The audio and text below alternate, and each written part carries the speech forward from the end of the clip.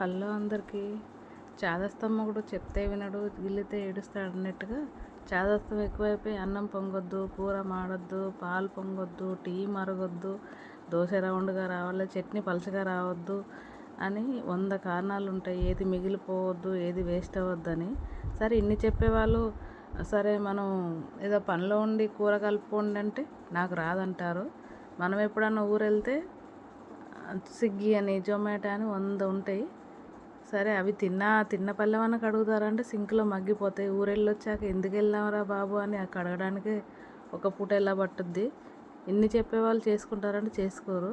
కానీ అందులో ఏలిపెట్ట, ఇందులో ఏలిపెట్ట, ఇది ఇక్కడ ఉంది, అది అక్కడ ఉంది.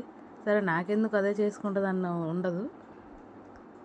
చాదస్తాం అంతే, వాళ్ళని ఏం చేయలేం. సరే అండి, నా గొడవలో పడి కూర ట్రై చేయటం మానద్దే. బీన్స్ టమాటా చాలా బాగుంటుంది.